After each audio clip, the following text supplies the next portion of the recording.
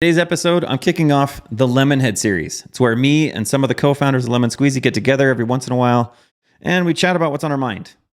For today's episode, though, I actually decided to bring on Gilbert Pellegom. He's the CTO and co-founder of LemonSqueezy.com.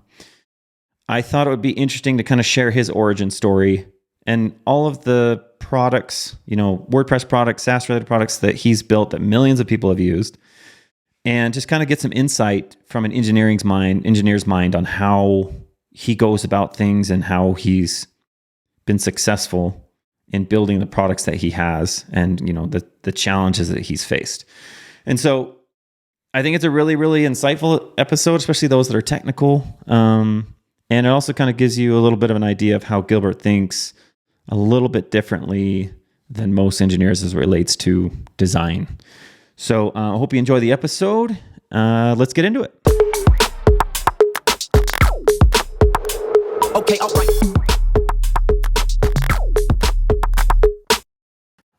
But how are you, man?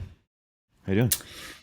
Yeah, good, thanks. Yeah, Good. Yeah, So for today, in our Lemonhead series, we're going to get to know the CTO of Lemon Squeezy, who's Gilbert. We call him the robot. But so let's start with Gilbert, the old Scotland descent. Where are you from? What's it like? What's it like being in Scotland? Did you grow up there? Yeah, so I have a kind of like strange story in the sense that it's I was actually born in Holland, so I'm Dutch by nationality, but I moved across. My parents moved across here when I was like a few months old, so I really didn't grow up in Holland. So my dad's like properly Dutch and my mum's full Scottish, but I never really learned any of the Dutch. I can't speak Dutch or anything like that. So yeah, grew up in Scotland all my life, and yeah. So very much like I like to kind of share my nationality a wee bit. Like I like to bring in the kind of Dutch parts of it as well. But really, I am Scottish. Like pretend I'm not something. You're proud of it. Yeah, that's good. Exactly. That's great. Yeah. And so what's it like? So from a being online, right? Like, I mean, what's it like being from Scotland and then being online working? Has that had any limitations, or has it been? In today's world, it's different. But back in the day, was it difficult at all, or was it relatively easy for you? Because you were in the WordPress space, is kind of where you started, right? Yeah, I don't think so. Like, I don't think it really limited me in any kind of real way because, as you say, everything's, in the online world, I guess location in most senses doesn't matter. I mean, I think I live pretty far out of the way. Like, I live quite far north in Scotland, which means that it's a bit harder to get to like events and stuff. So like if you're going to conferences and try to meet up, with other kind of peeps that you meet online, that kind of thing's a bit harder, but only because you have to travel a bit further. But again, in this day and age, a flight to London's only an hour from here. A flight to Europe is a couple of hours. So it's really not, in the grand scheme of things, it's not a big deal. And no, I wouldn't really have said that, being in Scotland has been a downside. In fact, if anything, I love the fact that I live in such a kind of amazing part of the world. Like, it's beautiful here, and we have mountains are an hour away, the sea, we've got the beaches about 5 minutes from a house. And so I very much see it as an upside that I get to, do what I do and work online and not have to live in a city and, do the commute and work in an office and all those things. So yeah, it's good. So there's a couple I know you obviously, so I know some interesting things that I want to kind of talk about. But so just starting from the beginning now, so I'm kind of looking at your site right now, and it looks like you went to school for, about 5 years in engineering specifically, and then you did some graduate stuff. So what was that like for you? What's it called? University of Strathclyde? Strathclyde, yeah. So Strathclyde's kind of like the biggest kind of engineering university in Scotland, and I went there, and I didn't really know what I wanted to do when I went. So originally I was actually going to do games technology. There's a university in Dundee, and it's actually where all the Rockstar guys came from. They all studied at this place in Scotland. And I was going to go and do games. I wanted to do game stuff. That's what I wanted to do. And then just before I went to uni, I decided actually it's probably better to get like a broader degree, right? Like something like software engineering. and then specialized later. And so I'm glad I did that because, I did 5 years in uni. And it was actually during my time in university that I really developed a kind of love for the web side of things, right? That's where I discovered web technology and making websites and all that stuff, and kind of fell in love with that there. So, it was great. And it's actually, I also built the Naval Slider when I was at university. So, oh, you did? So it's kind of funny how that worked out, but I enjoyed university. It was great, but I really developed my passion for the web when I was there. Yeah. Right. Were you always a tinker growing up as a kid, like Lego sets and stuff like that? Yeah. I was always one of those guys, right? Engineering, right.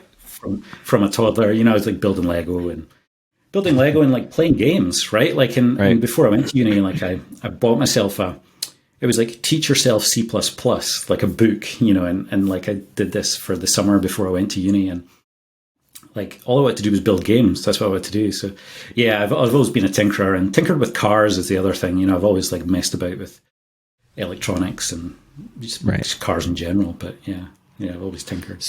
So straight from, so you're in school.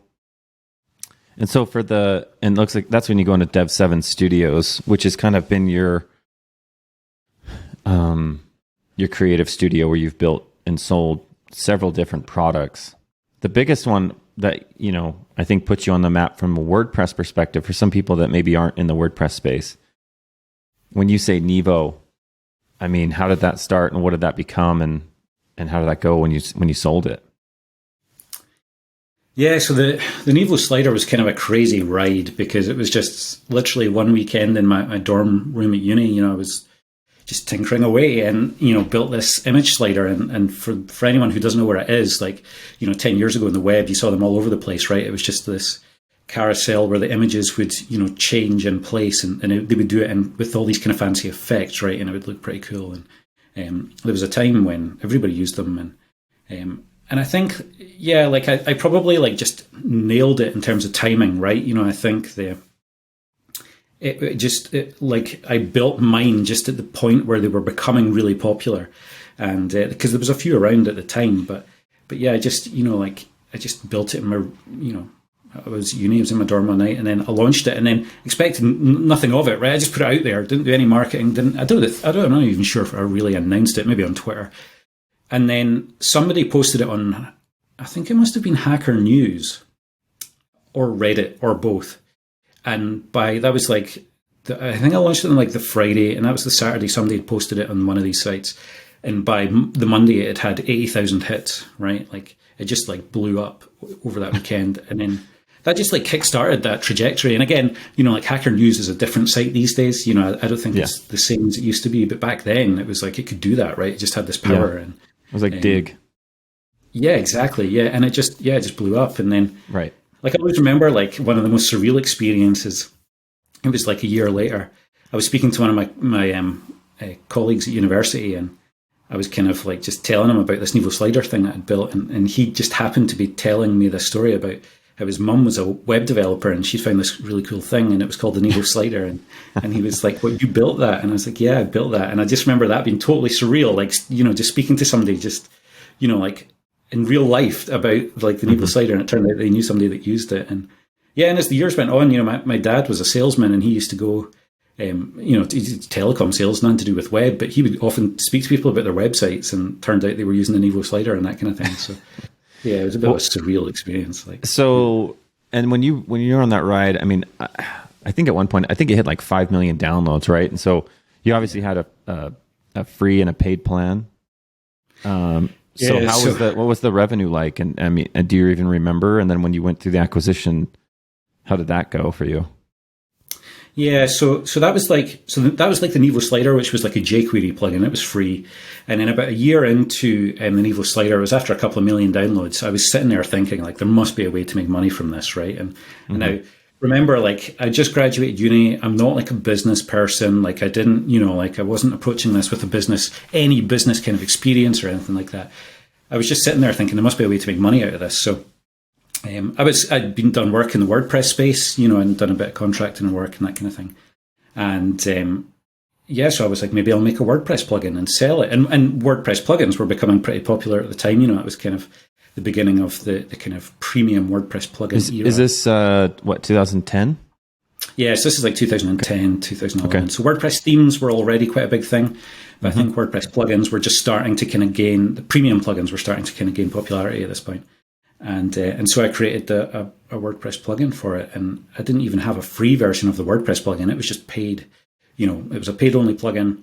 And yeah, off the bat, like the first month, it made $6,000 just like off the bat. And again, I didn't do any marketing or anything. I just built it and launched it. And that was it, like $6,000 off the bat. And then at that point, I was like, okay, this is going to make some money, right? So yeah, and then over the next few years, I continued to build it and got some help. And, I think in terms of revenue, I think it made a good $100,000 for the first couple of years, a year. And then, yeah, it was probably like 5 or 6 years. I think it was like maybe 2016. It just got to the stage where I'd like built out a whole bunch of other stuff. So I had some other projects that I guess we might speak about. And they all fitted under this Dev7 Studios brand, right? I created this kind of brand for all these products. And in the end was like, I was so like, I'd always had a full-time job as the other thing throughout all of this. Oh, wow. In my career. And so it got to the stage where like running this business was, like beginning to take up so much of my time and energy that I almost kind of like just wanted to kind of reset and have a clean sheet, right? And so, yeah, so ended up speaking to Unit, the guy from Themile. And he acquired the Dev7 Studios business back in 2016. And okay. I think it was 2016. And yeah, he just bought the whole thing, lock, stock and barrels, all the plugins. And all the apps had been sold off previous to that, but he certainly bought all the plugins and stuff. But it was really just a Naval Slider was the main acquisitions. Right. But during that time, so if we go back to 2010, 11, because you're right, that's even 8. I got into WordPress, I think, in 2006. And then premium stuff started getting around there, around like in 9, 10, 11. And then there was just like this catapult that happened for everyone, right? And so looking at your page, you went and did, so when you say full-time job, are you talking about doing the work with Themezilla and Dunked and Delicious Brains? Okay. Yeah. So along the way, so in 2011, Naval Slider's taking off. You monetize a little bit, and then you start doing work. That's when you first meet Orman Clark. Yeah. And then you guys start working on Themezilla, because obviously we'll get into Orman's story, but Orman obviously took over the Envato marketplaces with Themezilla. And so you were like essentially the engineer behind all the themes. Yeah, so going back a wee bit further, like when I graduated uni, I was in working for an oil company, and I quickly, discovered I didn't want to do that, right? I didn't want to work in oil, right? And in the northeast of Scotland, oil is a big deal, right? But yeah, actually, it was the first kind of WordPress business I got involved in was actually with John O'Nolan, who's the CEO of Ghost. And me and John actually built a WordPress themes company called BioThemes. Oh, yeah. And so we built that and we launched this theme, and it only lasted for about a year. I was like building it on the side, and it lasted for about a year. I'm not even sure we made many sales, but he kind of like, he had something else at the time that took off, and the Naval Slider was making a lot of money. And so we decided just to, leave that basically. We just shut it down. But around that time, Orman approached me and kind of said he was looking for some more help, to build out some of his themes and that kind of thing. And so we built a small side project together called Snippy, which was like a code-based, snippet app. And we built that together. And that was almost like my trial in a sense. Like we kind of built that together as a side project. And then on the back of that, Orman said, do you want to come and work for me full time and build themes? And so, so I joined with Orman and started building Themezilla themes for him full time. So you guys did that for a few years, and Orman's got his Orman Clark Day, and you guys hit millions in sales, and that was probably quite the ride for you. And then you guys, that parlayed naturally into dunk.com, right? The portfolio kind of website builder, and you single-handedly kind of built all that as well. Yeah.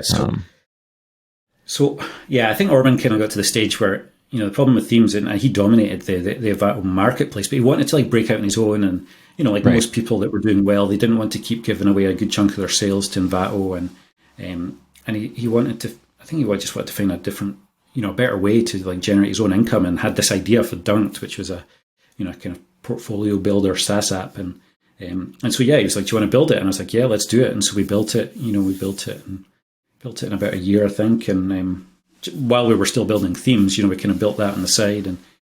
And yeah, that was, I can't remember even when that was, but that took off as well. Like we launched that, and it was like, I think we had like 50,000 signups in the first month or so. It was just insane. I believe it. I think you launched that in 2013. I think Dunk launched in 2013. Yeah. So something just to I'm trying to keep track of this timeline here, but something we were talking about the other day that I want to touch on is we were talking about Woocommerce and how big it's gotten. And what was interesting that you said was you were like, oh, that's funny. I worked with 80 and the Woo team because, about building the first version of Woocommerce. And so when was that? And what was the process around that again? Maybe you can just explain what happened there. Yeah, so that was going back a bit. That was I think that was like just before I graduated uni. So it must have been after I'd launched the Naval Slider, but probably before the Naval Slider was like a WordPress plugin, before it was a kind of premium product. And during that year, I had some free time and I was looking for some contract work, and I knew AD a wee bit. And so I reached out to him and said, look, you got any contract work? And he said, actually, yeah, we're trying to build this new thing called Woo Shop. And it was like, I think the idea of it was to build an e-commerce plugin for WordPress and to build it using like custom post types, which had literally just been launched in WordPress. And he was like, oh, so, I want to build this prototype for this. And so I had like 6 or 8 weeks or something. And he was like, yeah, go and build it. And so I built it, built out this like prototype of this e-commerce like WordPress plugin using custom post types, and it had like PayPal payments. And I can't remember even if we had credit card payments in it or not, but it was reasonably simple, right?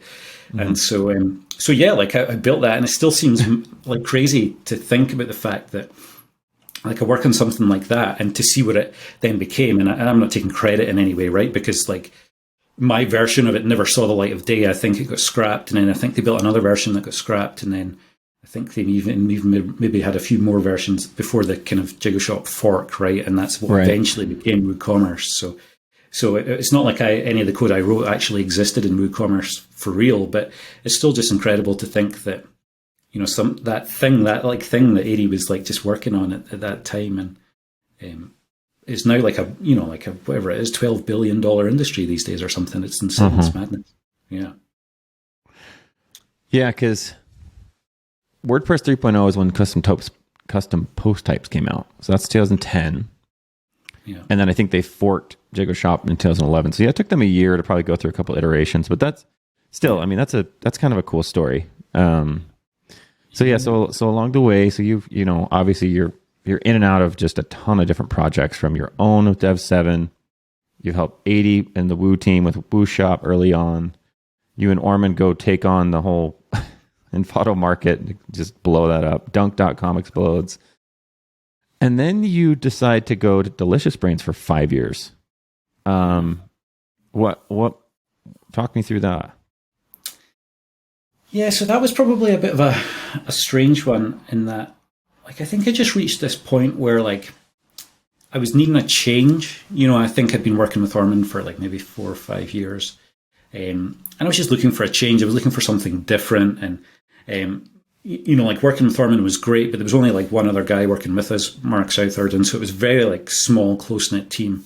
And I think at that point I was looking for maybe just a bit more experience working on like a slightly bigger team, or like branching out a bit, I guess. And so I'm trying to remember if it really coincided. I think it was before I sold DevSound Studios, but yeah, I was just looking for a change, and so I reached out to a few people. I reached out to Adi and John O'Nolan actually, and Brad Tunar, who was like just people I knew in the WordPress space, and John O'Nolan was doing Ghost by this point, and I was just like reached out, and Brad got back and said, yeah, do you want to do some?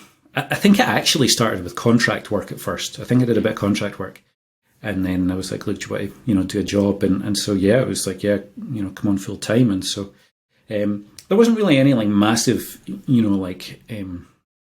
push to go and work in a small WordPress team. Like I knew about Delicious Brains and I knew their reputation with MigrateDB Pro, which was like an awesome, very well-known plugin. And I think I just, it was just more of a change more than anything. And so, yeah, I went to work for them and I ended up there for like 5 years. Like they had a great team and they were really small when I started. I think I was like the fifth or sixth person there. And yeah, just last year, I think they grew to about 24. So they're scaling up now. But yeah, it was a great experience working there, definitely. Yeah. Notable project for you there is Spinup WP, and for people that don't know what that is, maybe you can explain what you did there. Yeah, so so obviously Delicious Brains predominantly did WordPress plugins, and then we were like thinking about ways of like branching out, and so we built this SaaS app actually called MergeBot. The idea there was that it was like born out of this pain of like when you try to migrate your WordPress site, what happens if there's been changes on the live site, and how do you like merge those conflicts like you would in like Git, say, and so we built an app around that whole idea actually of being able to resolve that, but it was just like a massively complex thing to try and achieve, and I think in the end we bit off more than we could chew, and so we kind of ditched that project. And then on the back of that, we'd always had this kind of idea in the back of our minds about building like a hosting control panel for WordPress that wasn't, that didn't suck, right? It wasn't like Plesk. It wasn't like from the 1990s, right? It was going to be modern and quick. And we very much took our inspiration from Laravel Forge. So like most of the developers at Delicious Brains would have used Laravel Forge to host not only Laravel applications, but like WordPress sites, right? We were using that to host our WordPress sites. And when I say host, I don't mean host, but, just manage the hosting of our WordPress sites. And so, so we ended up building Spinup WP. So the idea there is that it's like a cloud-based WordPress, hosting environment control panel. You can spin up your sites in minutes, and it manages your server and tells you when it needs upgraded, and you can manage your databases and manage users and SSH access and all that kind of stuff. All the kind of stuff that you would do with Plesk or even on your own manually if you're like running your own WordPress servers. But it just makes the whole process like really simple and really easy and much better for developers, probably developers who are like savvy enough to know how to host WordPress themselves, but just don't want to have to be a full-time DevOps, right? Because it takes a lot of time to set these things up manually and continue to manage them, right? And so managing servers is a whole other thing. And so it just takes a lot of that work, off your back and does it for you. So, yeah, that was the idea. And that's what we built. Yeah. That's cool, and it looks like it's taken off. It looks like it's doing well. Yeah. So that's awesome for them. And then obviously the next chapter in your story is we somehow convinced you to come help us build lemonsqueezy.com. So we can get into that. But yeah, so I mean, what's interesting about you, Gilbert, is you've got a wide range of things. Obviously, you're very, very rooted in WordPress with so many different projects. But like you also have a very good connection to design, and maybe that's working with Orman. I don't know, but in my experience in working with you, you're a very rare dev. Like my older brother's like this, where he can code, but he understands the dev side, and so I feel like you've really helped us make sure that everything that's designed in Figma lands on the page almost identical. And you've really driven that home, like with anybody that works on our stuff, which I really genuinely appreciate. But it's rare. A lot of times the engineers are just more worried about, I just need to get this to work, right? Not so much about the experience. And so do you think that comes from is that how you've always been? Or do you think that was developed over time, or? No, it's definitely not how I've always been. So I feel like, I was that kid in school who like always rushed to finish, right? Like I was the first, when you sit an exam and like, it's like I was just bashing it out first to finish, and I was like, right, that'll do, done, move on, and in a sense that's kind of where my robot reputation comes from, right? Because it's always like really high output, high throughput, right? But ironically, one of the the cons of being like that is that generally you're not very thorough, right? Like you miss things and make mistakes and cut corners and stuff. And so one of the big lessons that I learned working with Orman was like from a design point of view, like I always had a kind of interest in design. I don't think I was ever very good at design, but I had an eye for it, right? And I think one of the things I learned from Orman was, just that, like, being massively, like, disciplined in, implementing a design properly. Like, so not cutting corners or doing the whole, that's close enough. It was like, if a designer has designed something and they've taken all the effort, and especially if it's a world-class designer like Orman, like, they want it right because they've taken all the effort to make it right. And so, like, that was a big lesson I learned working with Orman, was just that the attention to detail thing, was massively important. Yeah. And one of the things that I learned, a big lesson that I learned working at Delicious Brains was just, again, more from an engineering point of view, but also from maybe a user experience point of view, was just, again, being thorough, right? Like, not cutting the corners. Like, one of the things I always loved about Delicious Brains is they just have this, relentless attitude when it comes to making sure the experience makes sense. And so, like, I always remember, like, I can't remember, like, where I saw it, but I always just remember, like, they used to have these error messages that came up when, like, when you're using MigrateDB Pro, and something wasn't right. And when you're migrating websites, anyone who's done that knows there's a lot of pitfalls, right? There's a lot of ways it can fail and fall down. They always had these really, like, great, contextual error messages that explained exactly what the problem was and how to fix it. And I always remember thinking, like, I really appreciated how much time and effort had gone into, like, making that experience excellent, right? And we're talking about error messages, but it was great because it made such a difference to the user experience of the product, and it helped the whole product feel much more, mature and robust. And so, yeah, that was a big lesson I learned there. And so I've very much taken, I think, those two things to heart, and tried to not be that person that just kind of rushes and says it's good enough, and take the time to really kind of be thorough about everything, and don't cut corners, and don't just skip things, and make sure it's done right. Don't do what's easy, do what's right. Exactly. And like, I'm not perfect. I think that's going to be an ongoing journey that I'll be on for the rest of my life. But I'd certainly like to hope that I'm much better at it now than I was, 10 years ago. I'm the same way. And it's a fine line, right? Because we also need to make sure we're executing and not getting just stuck on it being perfect, right? And I think we do a really good job of that balance. But that's a very hard line to walk. And I have a tendency on, more on the marketing side and writing copy and blog posts and tweets. And I just have a tendency to just push it out without, because it's done. I'm getting it out there. So I've learned a lot, even just being with you guys, just being a little bit more attention to detail while still maintaining that quick execution and not overthinking. But yeah, I really, really genuinely appreciate that. So I guess that's a good segue into Lemon Squeezy. So you're obviously the CTO, co-founder, Lemon Squeezy, and we have been live to the public since about July of 2021. So what is that? 8 months? 9 months? 8 months. So not even a year, of just being live. It's been quite the journey. I mean, there's been a little bit of interviews, about how you built it, but maybe just a high level of, kind of what that was like for you building a product, a SaaS product, an e-commerce SaaS product like Lemon Squeezy.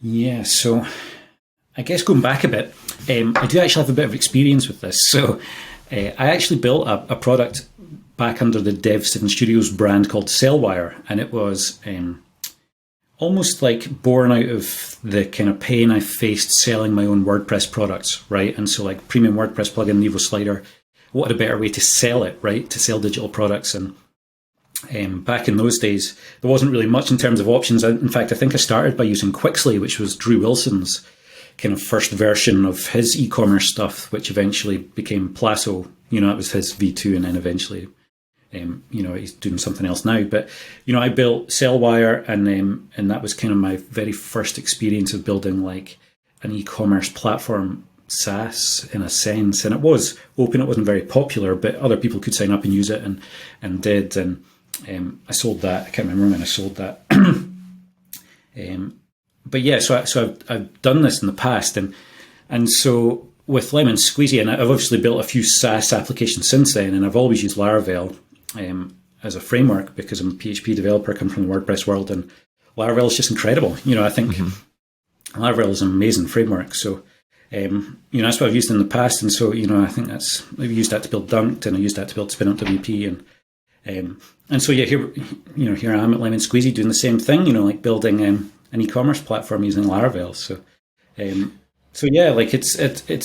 it's I've got quite a lot of experience with Laravel now, and I think it really is. It's one of those frameworks that really hits the mark in so many ways. It's so like flexible but powerful, and it's just like it really is. I mean, Taylor Otwell, to be fair, I think is a reasonable bit of genius in some of the things it's done there, and it's matured so well actually over the last probably however many years it's been going now. That there's a whole ecosystem of products that and he's on fire. Yeah, he's just got all kinds of stuff. Yeah. And we use some of these like third-party packages, in Lemon Squeezy, but also we use some of their products as well. So, for example, like we use Laravel Vapor to host Lemon Squeezy, which is their new serverless stuff. It works with AWS Lambda. Yeah. And so it's not just even the framework anymore. It's like all the packages, and then all the third-party packages, and then all the the applications that support it, and the whole ecosystem is just excellent. And there's so many good developers using it and pushing it forward. And another thing we use is Inertia, which is a new framework by Jonathan Rennie. And apologies, Jonathan, if I pronounce your name wrong, but the idea there is it makes it much easier to work with like Vue.js, which is like front end framework that we use, and Laravel, and it just kind of ties these things together much better than was previously possible. And so, it's a great framework, and the stack we use is excellent. I've been using it for years now and love it. So, what do you think? So there's a lot of stuff that we deal with technically building a product like this, right? And having this many store owners and sales flowing through the platform. Like there's technical issues we deal with every day, but what do you think has been the most challenging one for you as you look back and what you built? Yeah, good question. Yeah.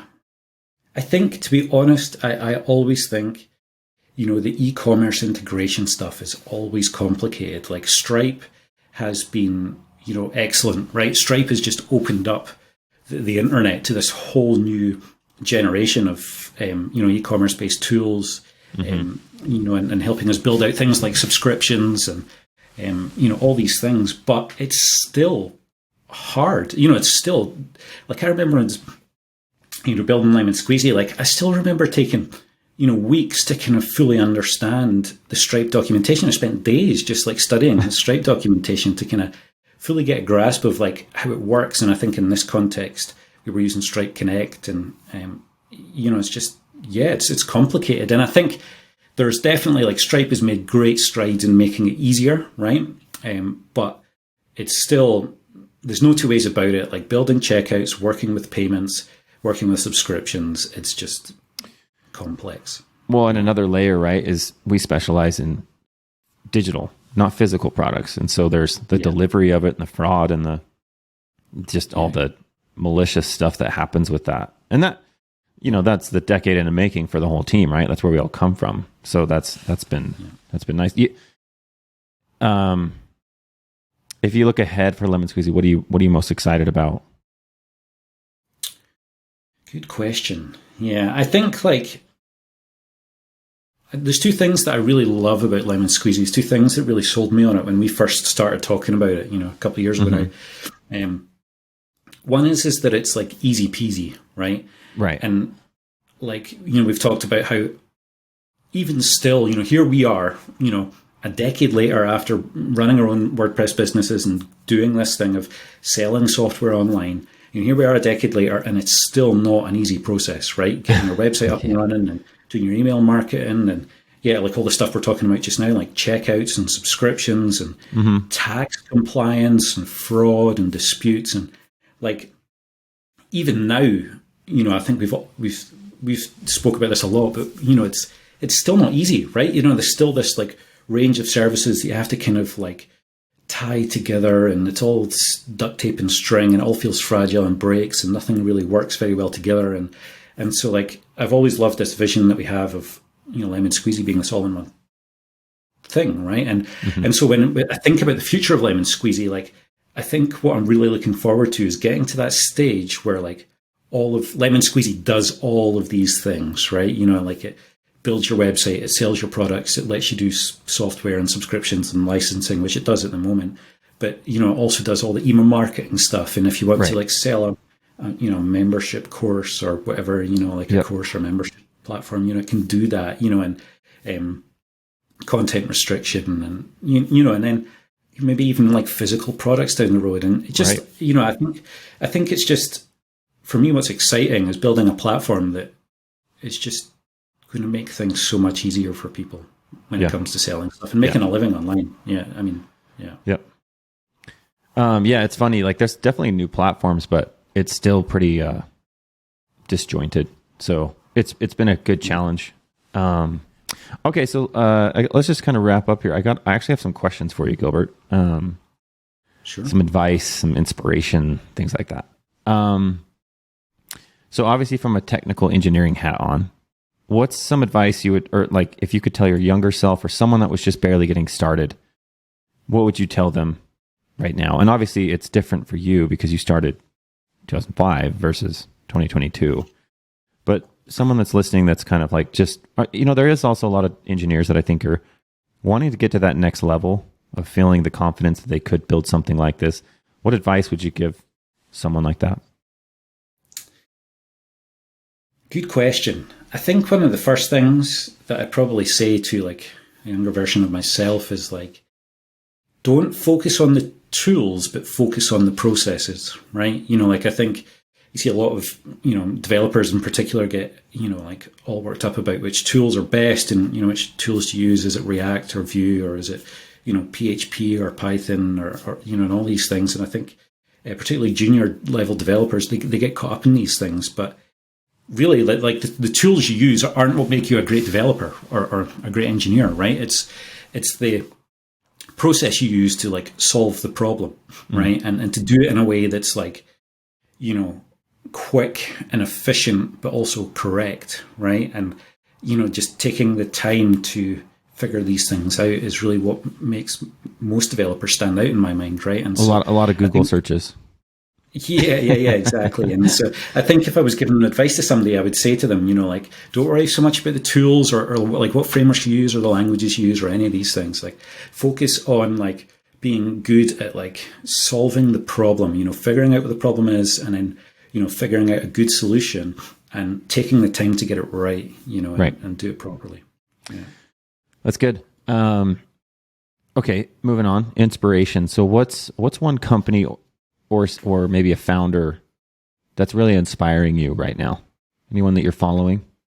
Any company or founder person? Good question. I don't actually know. Like, I have like a bunch of like companies and founders and stuff that I kind of follow, but I wouldn't say there's any one that like really stands out as, you know, someone who I'm like, you know, really like looking up to at the moment. But I've got to admit, like, I've always admired like John O'Nolan and what he's done with Ghost. You know, I do actually think like it's amazing to see the way he's like built that company and you know, bootstrapped it and built an open source company, right? Because, you know, one of the things, I've done a lot of open source work over the years, you know, had a lot of open source projects. And so I've come up with against that whole, you know, how do you make open source sustainable, right? You know, like how do you get developers paid when they're building open source stuff? And obviously, like, we use open source projects for like almost everything that we build in Lemon Squeezy, right? And most of the projects that I work on, like Laravel and Vue, and, you know, all these things are open source. And so something I've always kind of like, I would have liked to see a good solution for, you know, is helping people build open source sustainably, right? And I admire like John O'Nolan and his team and what they've done there, where they've built a CMS, you know, open source, but also built this incredible business on the back of it. And so yeah, like that's pretty cool. Yeah. Cool.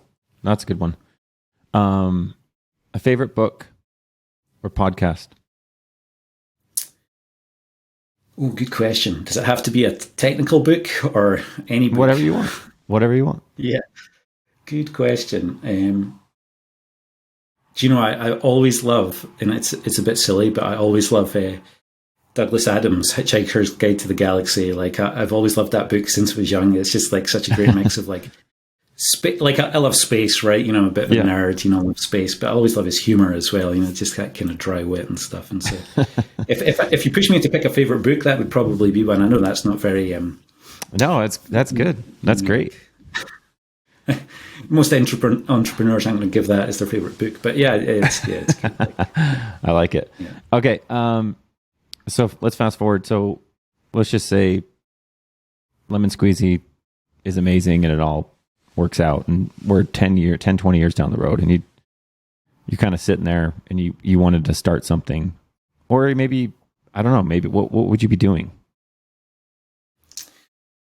Oh, that's a good question. Do you know, I love cars, right? I'm a petrol head, and we've spoken about this a few times, and I think a few of us on the team would probably... It's interesting because I think we've all kind of said if like we're in that position, we might not necessarily be working on like web products. And I think like I probably would, right? You know, like I probably would still be doing something with the web, but I love the idea of like some kind of car, you know, thing. Like, I always kind of think like I'd love to work with like supercars or like resto modding cars, or, you know, just like tinkering with cars, I guess. You know, it's the same kind of thing I do in the web, but you know, just in cars. And so I think like if I had an alternative career path, I always feel like that's the kind of thing I'd be doing, you know, like building cars and modifying them and playing with them and that kind of thing. So yeah, who knows, maybe in the future I'll get into cars. But yeah. I bet a lot of people would be nodding their heads at doing the same thing. Well, Gilbert, it's been great to catch up and share everything. I appreciate you coming on, and I think a lot of people will like the story that you have. So excited to see what you do, or what we do together over the next 10 years. Because your first 10 years has been a pretty good chapter so far. So thanks again, man. Thanks for having me on. Yeah, cool. All right, man. Thanks, G. We'll see you in Slack. Okay, all right.